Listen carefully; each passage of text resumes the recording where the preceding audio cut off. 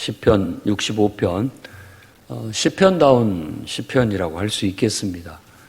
그러니까 하나님을 기뻐하고 노래하는 그런 내용으로 되어 있습니다. 그러니까 하나님을 기뻐하자, 그리고 그분을 노래하자라고 말합니다. 그 첫 번째 이유는 우리가 죄에 잠식당했으나 하나님이 우리 죄를 사하셨다라는 것을 1절부터 5절까지 얘기한다고 볼 수 있겠습니다. 1절에 보면은 찬송이 하나님을 향하여 시온에서 주를 기다린다라고 했습니다.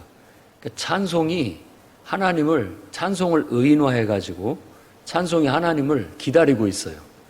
그 말은 이제 하나님 앞에 찬송 부리고 감사와 찬송을 하려고 기다리고 있다라는, 준비하고 있다라는 그런 표현이라고 할 수 있습니다. 이 구절은 이 뒤에 나와 있는 모든 말씀을 다 수식하고 있다고 볼 수 있습니다.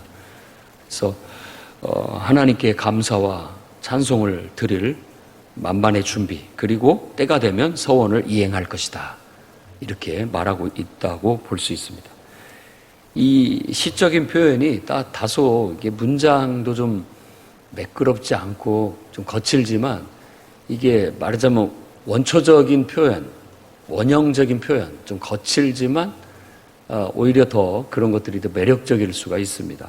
그래서 찬송이 주를 기다린다, 그리고 서원을 주께 이행하겠다라고 말하는 것은 빨리 가서 하나님을 찬송하고 싶어하는, 그리고 찬송하기 위해서 준비하고 기다리는 그런 마음과, 그 다음에 결국 가서 하나님 앞에 서원을 이행한다라는 것은 그와 같이 감사와 찬송을 드리겠다라는 그런 표현이라고 볼 수 있습니다.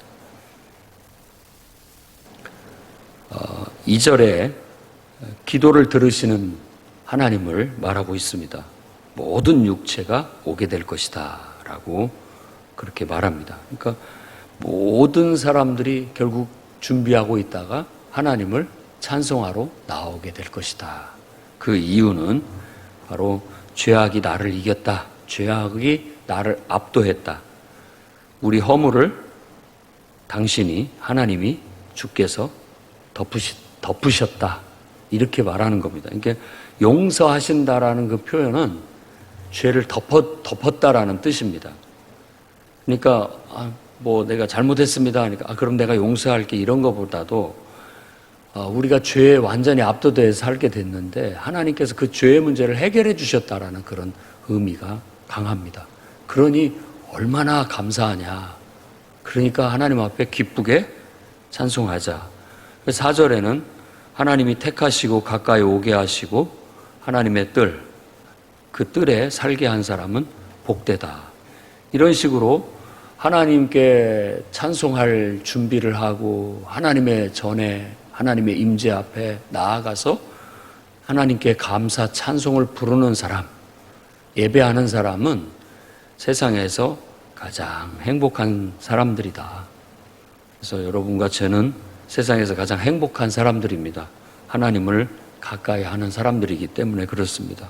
늘 하나님의 은혜를 가까이 하고 하나님 안에 있는 정말 그 아름다운 것들, 그 거룩함으로 인해 늘 만족하며 살아가게 되기 때문입니다. 4절은 그런 얘기들을 우리에게 전달해 주고 있습니다. 늘 하나님 앞에 나와 은혜 받고 또 아름답고 귀하고 거룩하고 신성하고 좋은 것들로 여러분 늘 마음에 가득 차서 여러분 안에도 풍성한 그런 만족함이 있기를 바랍니다. 5절에는 우리 구원의 하나님이라고 그렇게 말합니다. 하나님을 기도를 들으시는 하나님, 그리고 구원의 하나님이라고 명명하면서 하나님께서 우리에게 응답하신다. 똑같습니다. 기도를 들으시는 거나 우리를 구원하시는 거나, 기도를 들으시고 우리를 죄 가운데서 구원하시는 거니까 우리에게 그와 같이 응답하셨다라고 말하고, 의를 따라 어미하신 일로라고 말합니다. 그러니까 의로움, 그리고 이 어미라는 것은 사실 두려움이라는 뜻을 엄위라고 번역을 했어요. 그러니까 하나님의 의로움 그리고 두려움, 그와 같이 행하신 일, 그건 곧 심판이라고 말할 수 있어요. 하나님께서 의를 따라 엄위하게 심판하신다라는 거예요.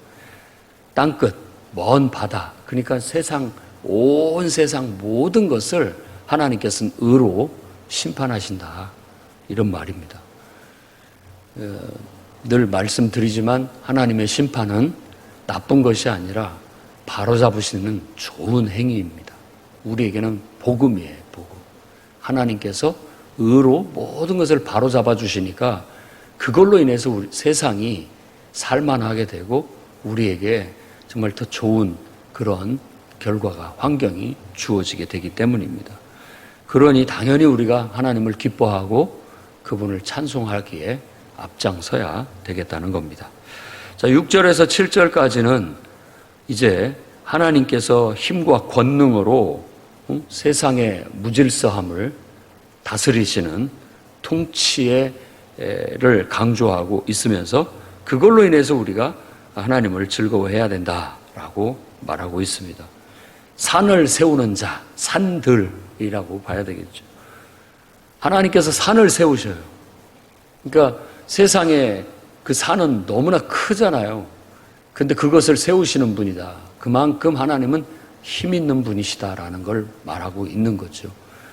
그리고 이 산을 세운다라는 말과 함께 이 그 산은 또 세상에 아주 위대한 인물, 또 위대한 역사, 이런 것들이라고 볼 수도 있습니다.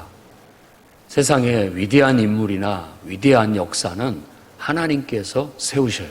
그분의 권능으로. 그리고 권능으로 띠를 띠시는 분이다라는, 띠를 띈다라는 말은 이렇게 무장한다, 뭐 어디를 갈 때 띠를 띠고 준비해서 단단히 채비를 하는 것처럼 말하는 것입니다. 그래서 권능으로 띠를 띠신다라는 말은 바로 하나님께서 그 역사하시기 위해서 만반의 준비를 하시는 듯한 그런 모습을 보여주는 겁니다. 7절에는 잠잠케 하시는 자, 곧 무엇을 잠잠케 하느냐? 바다의 설렘과 물결. 그러니까 이 바다의 풍랑, 이 바다라고 했을 때 항상 세상을 상징한다, 이렇게 성경에서 보통 그렇게 봅니다. 왜냐하면 이 바다라는 것은 유대인들의 시각으로 봤을 때는 무시무시한 존재예요. 막 파도가 치거나 폭풍이 일어가지고 이럴 때에는 걷잡을 수 없다라는 걸 알 수 있기 때문에 그렇습니다. 그러니까 사람의 힘으로는 도저히 통제 불가능하고 걷잡을 수 없는 어떤 힘, 그걸 바다로 상징하는 거예요. 그래서 세상이라고도 하고 또 무질서, 혼돈, 이렇게 생각을 하는 겁니다. 그런데 그것을 하나님께서 바다를 밟으셨다든지 그것을 이렇게 잠잠하게 하셨다든지 이런 것은 그만큼 힘이 세시다, 능력이 있으시다, 그걸 통제하시는 분이다 라는 걸 보여주는 겁니다. 그러니까 자연 만물의 모든 것들을 꽉 틀어 통제하실 수 있는 분이시고, 백성들의 소요라고 번역을 한자로 했는데 고함치는 아우성 소리를 말하는 거예요. 그것도 하나님께서 딱 잠잠케 하셨다. 그만 이 모든 것들이 하나님의 어떤 절대 권능으로서, 절대 주권으로서 통치하시는 능력을 말하는 겁니다. 그러니 우리가 세상 모든 사람들은 하나님을 즐거워하고 하나님을 찬양해야 된다라고 말하는 겁니다. 8절에 주의 징조로 땅끝에 사는 자들이 다 두려워한다. 그러니까 이 징조가 앞에서 말하는 그런 징조입니다. 바다를 잠잠케 하시고 사람들의 소요를 잠잠케 하시는 그 하나님을 당연히 두려워할 수밖에 없죠. 그분의 절대 주권 앞에 다 잠잠할 수밖에 없는 것이죠. 그리고 좀 시적인 다소 어려운 표현이 나옵니다. 8절에 주께서 아침 되는 것과 저녁 되는 것을 즐거워하게 하시며, 이 말을 단순하게 보면 아침이 되고 저녁이 된다라는 건 살아있다라는 뜻이기도 합니다. 내가 아침을 다시 볼 수 있고 저녁을 볼 수 있다라는 거, 살아있다라는 뜻이기도 해요.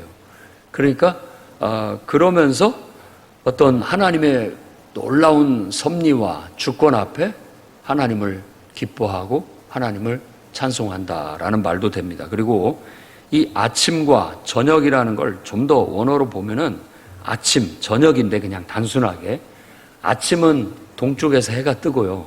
저녁은 서쪽에서 해가 집니다. 그러니까 동쪽과 서쪽을 말하는 것으로서 아침과 저녁이라는 표현을 쓴 거예요. 그러면 동서, 그러니까 세상 한쪽 끝과 한쪽 끝을 말함으로써 결국은 아침과 저녁이 하나님을 기뻐하고 하나님을 즐거워한다라는 그런 표현은 결국 하나님의 주권적인 섭리를 느끼는 자연 만물을 통해서 인간사를 통해서 하나님의 놀라운 주권과 섭리, 하나님의 그 힘과 권능을 느끼는 사람들이 다 하나님 앞에 나와 하나님을 기뻐하고 찬송한다라는 그런 뜻이 되는 겁니다. 하나님을 모두가 다 즐거워하고 찬송한다.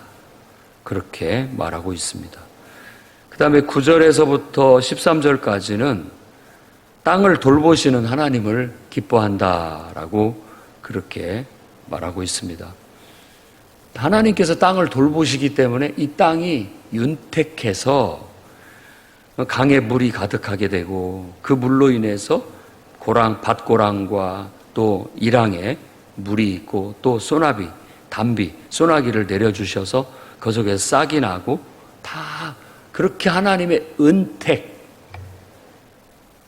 한 해 동안 그렇게 하나님께서 은택을 베풀어 주시니까 결국은 곡식을 얻게 되니 이것이 얼마나 복되냐라고 말하면서 당연히 우리는 하나님을 즐거워하면서 찬송해야 된다. 하나님 앞에 즐거운 소리로 외쳐야 된다라고 그렇게 말하고 있는 겁니다.